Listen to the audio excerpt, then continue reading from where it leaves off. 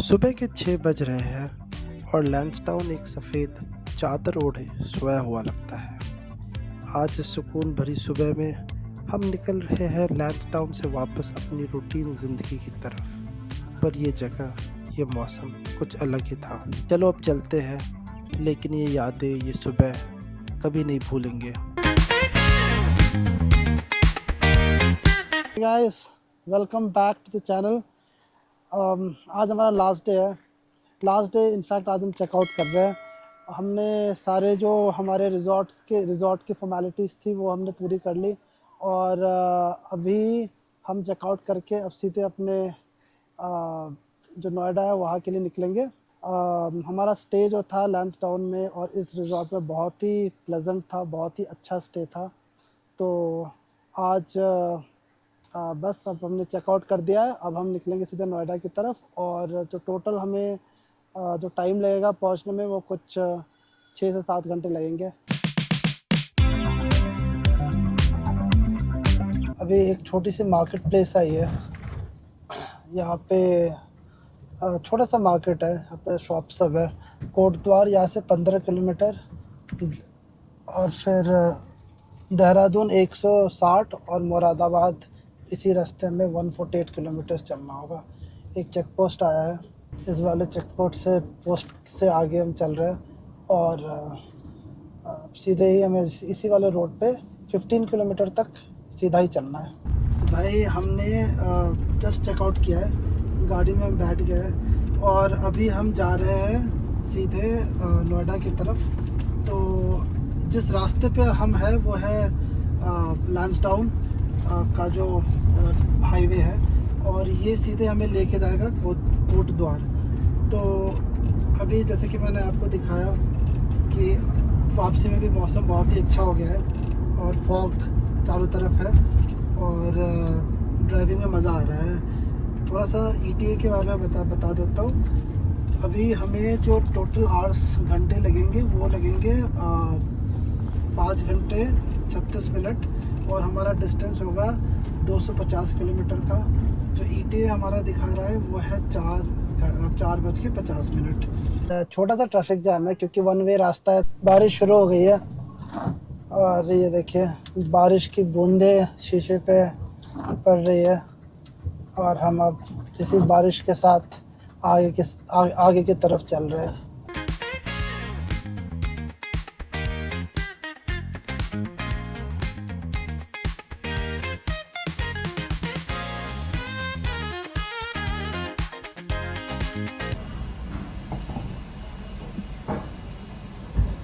उत्तराखंड में पेट्रोल का जो प्राइस है वो 93.56 है, जो कि नोएडा से मेरे ख्याल से 1 रुपये कम है। भाई पहुंच गए हम कोटद्वार। हमने थोड़ी देर के लिए हॉल्ट लिया था ताकि कुछ खाने पीने की सामान ले सके। तो ये एक मार्केट प्लेस है, तो यहाँ पे हमने हॉल्ट किया और फिर कुछ चीज़ें हमने ली। अब यहाँ से हम आगे बढ़ते हैं। लंच का अभी प्लान है नहीं, लंच करेंगे हम थोड़ी देर बाद। भाई हम उत्तराखंड का एंड हो गया है, यहाँ पे एक चेक पोस्ट है और उत्तराखंड यहाँ पे ख़त्म हो गया। अब हम UP एंटर करेंगे। ये जो एरिया है ये भी थोड़ा सा फॉरेस्ट एरिया आ गया क्योंकि मार्केट एरिया में हम थे जो कि था कोटद्वार। अब हम कोटद्वार से बाहर निकल आए हैं। अब ये पूरा जो एरिया है मार्केट पूरा ही फॉरेस्ट एरिया हो गया है और यहाँ पे जो रास्ते हैं क्योंकि थोड़े से काफ़ी ख़राब। जिला पंचायत बिजनौर आपका हार्दिक स्वागत करती है। इस वाले रोड पे हमें 20 किलोमीटर चलना है, जो कि कोतवाली रोड नजीबाबाद, और 20 किलोमीटर तक हमें इसी वाले रोड पे स्ट्रेट चलना है। लेकिन व्यू बड़ा प्यारा है।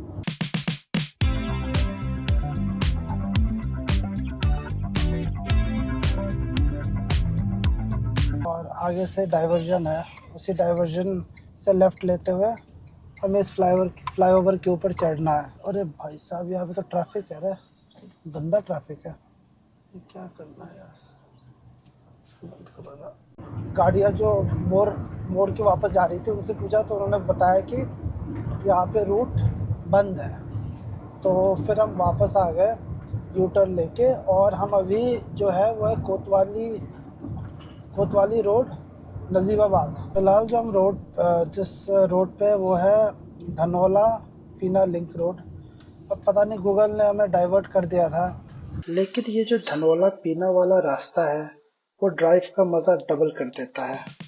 जब आप धनौला और पीना के बोर्ड्स देखते हो समझ जाओ कि आप मेन हाईवे से हटकर एक ऑल्टरनेट रूट पर आ गए हो। ये रोड सीधा नजीबाबाद के आसपास मौज करता है। ये लिंक रूट एकदम रॉ पहाड़ी फील देता है। बीच बीच में गांव के सीन्स, खेतों के व्यूज और दूर दूर तक सब ग्रीनरी। ट्रैफिक ऑलमोस्ट जीरो और नेचर फुल पावर में। फाइनली हम जो है वो नेशनल हाईवे हमने छोड़ के और हम अब एक्सप्रेस वे पकड़ लिया है। अभी जो है हम वो है NH9 और हमने अभी तक लंच किया नहीं है। लंच का हमें कोई भी बढ़िया सा रेस्टोरेंट या कोई भी ऐसी जगह हमें मिली नहीं जहाँ पे हम अपना लंच कर सकें। है 46 किलोमीटर, टिगरी है 7 किलोमीटर और टिगरी के लिए हम लेफ़्ट ले लेंगे। मुरादाबाद के लिए भी हमें लेफ़्ट लेना होगा।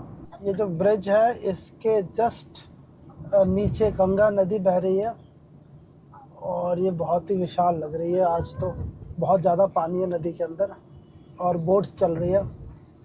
मैं अपने कैमरा से दिखा तो नहीं सकता आपको, लेकिन थोड़ा बहुत आपको दिख गया होगा। भाई आ गए हम अपने पहले टोल पे। इसमें कम से कम 10 मिनट हमें लगे जाएंगे टोल पार करते हुए। आपको पहाड़ों पे एक बार इनके साथ आना चाहिए। ये ड्राइव करेंगे ना, उसमें मज़ा आ जाएगा।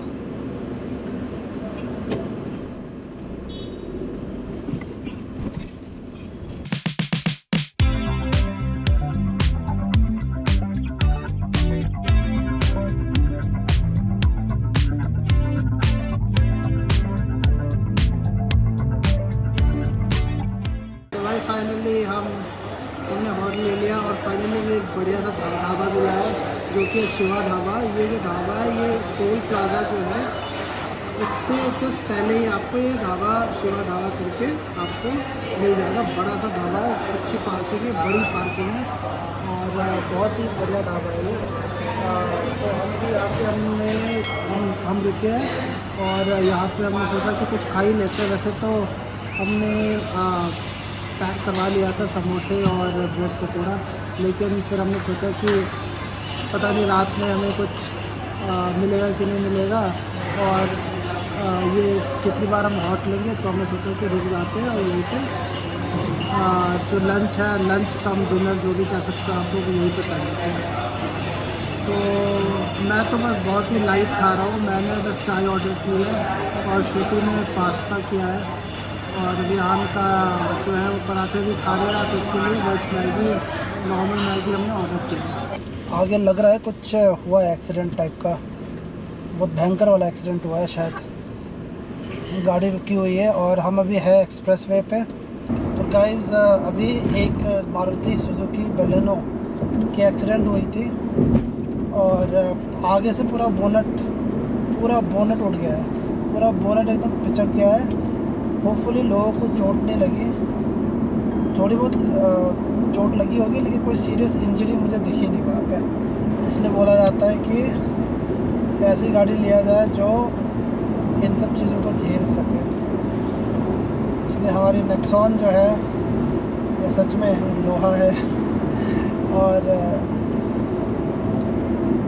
ये छोटे मोटे एक्सीडेंट्स जो होती है उसको आराम से झेल सकती है। लेकिन मजाक से हटके मोरल ऑफ द स्टोरी ये है कि आपको हमेशा ध्यान से चलानी चाहिए गाड़ी। स्पीड आप एक्सलेट मत करिए कभी भी एक्सप्रेस वे पर चला रहे हो तो।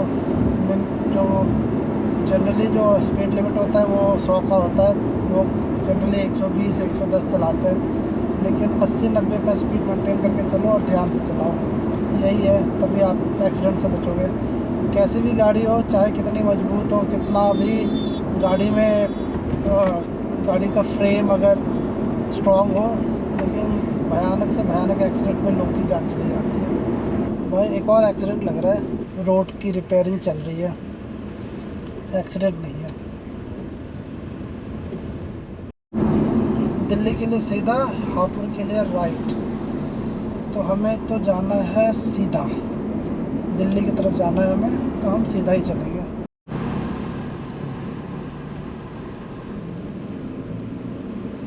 Greater Noida 39 kilometres, Delhi 32, Jaipur 310।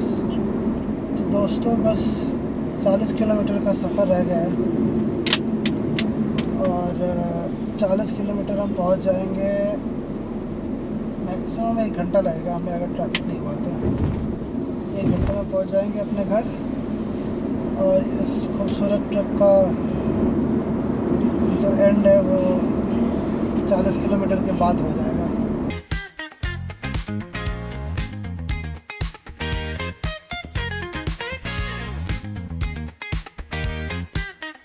आगे से अब हमें राइट लेना है और एक और टोल आएगा आगे जाके।